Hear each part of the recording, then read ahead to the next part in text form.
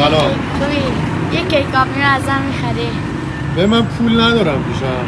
از تو هم از هیچی نخورم. اگه یه دونه کیک همینجوری میدی بخورم بهم بده، ولی پول ندارم بدم. باشه اشکال. میدی واقعا؟ بله. اسم چیه؟ امین. امین؟ بله. این بچه کجایی؟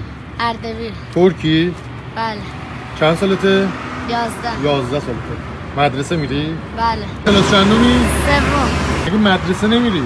چرا میرم؟ پس الان برای چی اومدی سر کار؟ مادر پدرم مریضم، اومدن کار کنم، کرایه خونه نداریم، ولی مامان بابا کار کنم و به جایی نمیرسیم. مامان بابا مریضن؟ بله. الان بزرگترین آرزو چیه؟ میخوایم اجاره خونه بدم، داروی مادر رو بخرم با بابام درست میشه.